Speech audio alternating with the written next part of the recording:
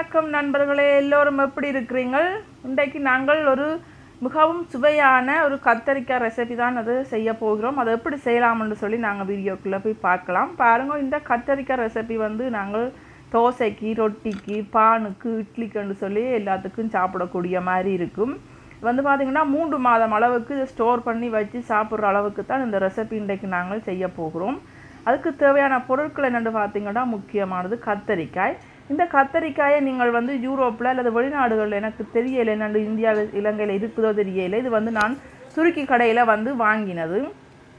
துருக்கி கடை பார்த்திங்கன்னா இங்கே கூடுதலாக யூரோப்பில் எல்லா நாடுகள்லேயும் வெளிநாடுகளில் இருக்குது. ஏன்னா துருக்கி மக்கள் இல்லாத இடமே இல்லை, இந்த தமிழ் மக்கள் இல்லாத இடம் மாதிரி அவர்களும் இல்லாத இடமே இல்லை.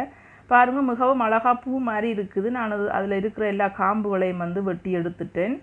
இப்போ நாங்கள் இதுக்கு ஒலிவ் ஆயில் நான் மேலால் பூசுகிறேன். நீங்கள் என்ன ஆயில் இருக்கோ அதில் நீங்கள் போடலாம். இந்த எண்ணெய் தானே இதுக்கு நீங்கள் நார்மலாக பார்த்தீங்கன்னா எங்களோட ஊர் கத்தரிக்காயும் இதே மாதிரி செய்யலாம். இது நான் ஒரு மார்க்கெட்டுக்கு செய்கிறபடியால் கூடுதலாக இருக்குது. இவ்வளோத்தையும் பொறிச்சு எடுக்கிறதுக்கு லேட் ஆகுமன்றபடியாக நான் இதை பக்கோனில் வைக்க போகிறேன், ஓவனில். பார்த்திங்கன்னா இப்போ பொறிச்சு எடுத்தால் கொஞ்சம் எண்ணெய் கூடுதலாக இருக்கும். இது பொறிச்சு வெட்டி எடுத்து செய்கிறதுக்கு இந்த கத்தரிக்காய் கஷ்டமாக இருக்கும் வெட்டி செய்கிறாக்கு. இதுக்கு இப்போ தேவையான அளவு நான் உப்பு போடுகிறேன். இப்போ நீங்கள் எங்களோட ஊர் கத்தரிக்காய் செய்கிறேன்னு சொல்லி சொன்னால் நான் ஏற்கனவே ஒரு கத்தரிக்காய் சம்பல் செய்திருக்குன்னு அதே மாதிரி செய்யலாம்.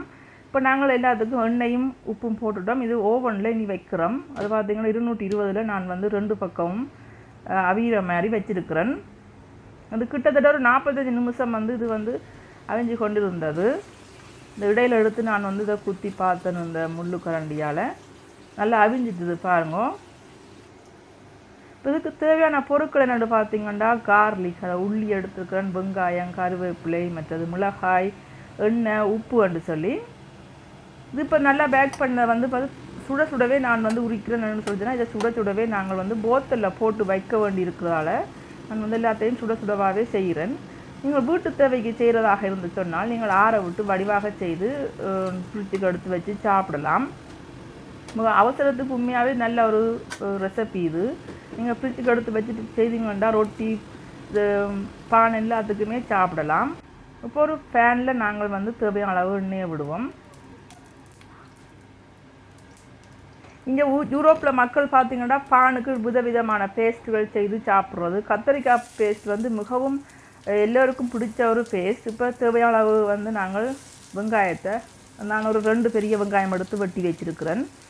உள்ளியையும் வெங்காயத்தையும் போட்டு அதை வதக்க விடுவோம்.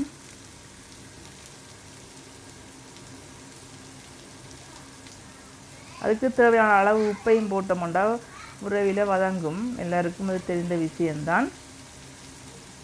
இப்போ பாருங்கள், கொஞ்சம் வதங்கி கொண்டு வந்திருக்கு. இப்போ நாங்கள் கருவேப்பிலையே போடுவோம். இதுக்கு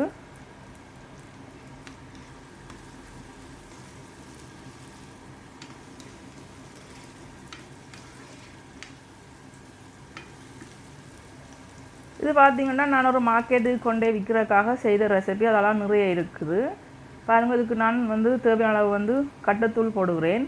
நான் வீட்டுக்கு செய்த ரெசிபி பார்த்திங்கன்னா நான் செத்தல் மிளகாய் தான் போட்டேன். அது நல்ல கலர் ஒன்றில் இருந்தது. இது நான் நிறைய போடவில்லை. என்னடா இங்கே இருக்கிற ஆட்கள் நிறைய உரைப்பு சாப்பிட மாட்டார்கள். நீங்கள் உங்களுக்கு தேவையான உரைப்பு போடுங்க.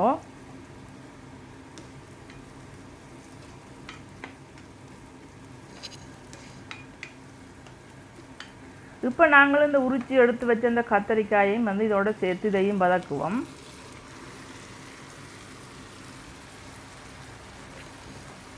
இந்த கத்தரிக்காய் பார்த்திங்கன்னா மிகவும் சுவையான ஒரு கத்தரிக்காய்.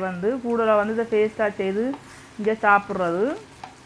கடையெல்லாம் கூட விற்கும். இது நாங்களே செய்து சாப்பிட்டோம்னு பார்த்திங்கன்னா இது நல்ல விலையும் விற்றது. உண்மையாகவே பார்த்திங்கன்னு சொன்னால் எல்லோரும் விரும்பி எடுத்து சாப்பிட்டார்கள். ஆனால் அது கொஞ்சம் கூட வேலைன்றபடியாக நான் 2-3 தரம் மார்க்கெட் செய்தேன். அதில் பார்த்திங்கன்னா நான் 2ஆம் தரம் இந்த கத்தரிக்காயை கொண்டே விற்கிறேன்னு சொன்னால் பேக் பண்ணுறதுக்கு 45 நிமிஷம் வேலை செய்கிறாக்குன்னு சொல்லி நிறைய வேலையாக இருந்தபடியாக நான் அடுத்த முறை செய்யலை. இது முதல் முறை செய்த வீடியோ உங்களுக்காக நான் இப்போ போடுறேன். பாருங்கள், இதை நான் இந்த ஜூஸ் மிக்சர், அதாவது பார்த்திங்கன்னா இந்த சூப் செய்கிற அந்த மிக்சராலே நான் அதை மிக்ஸ் பண்ணுறேன். நீங்கள் உங்களுக்கு தனியாக செய்கிறதா இருந்தால் அடுத்து நீங்கள் மிக்சியில் போட்டு மறைக்கலாம். அதையும் உங்களுக்கு இதில் காட்டியிருக்கிறேன். நான் என்ன முதல் செய்த வீடியோவையும் வந்து எடுத்திருக்கிறேன். அதையும் வந்து கொஞ்சம் அட்டாச் பண்ணியிருக்கிறேன். இதான் பாருங்க, நான் தனி எனக்கு செய்த வீடியோ வந்து இது எனக்கு செய்த நேரம் அதுவும் வீடியோ எடுத்துருக்கிறேன். இது வந்து நான் செத்தல் மிளகாயை வந்து முதல்ல அரைச்சிருக்கிறேன் மிக்சியில் போட்டு. அதுக்கு பிறகு இந்த கத்தரிக்காய் பேஸ்ட்டையும் போட்டு அரைச்சிட்டு திரும்பவும் அதை சூடாக்குறேன். இப்போ அங்கே கொஞ்சம் நல்ல கலராக இருக்குது இந்த மார்க்கெட்டுக்கு செய்ததையும் விட. இதில் பார்த்திங்கன்னா நான் செத்தல் மிளகாயை வந்து தனியாக போட்டு அரைச்சதை நான் உங்களுக்கு முன்னுக்கு காட்டல தான் இதில் வந்து காட்டுறேன். செத்தல் மிளகாயை வந்து நான் போட்டு முதல்ல அதை அரைச்சிருக்கிறேன். உங்களுக்கு எது வசதியோ நீங்கள் மிளகாயை போடலாம்.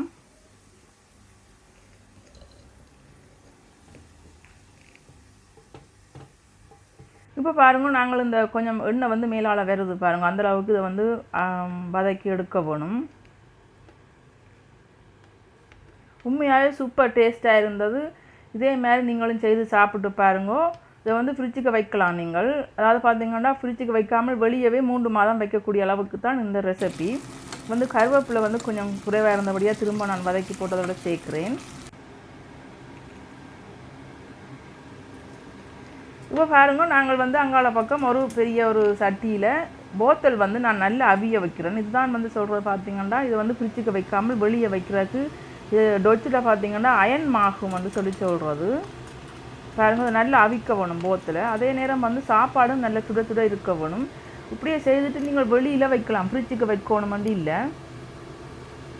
இதான் வந்து இங்கே டெக்னிக் பாருங்க. இது வந்து நல்லா அவிஞ்சிருக்கு. இது வந்து நான் சில்லி பேஸ்ட்டுக்கு செய்தது, அதை வந்து உங்களுக்கு இதில் அட்டாச் பண்ணியிருக்கிறேன்.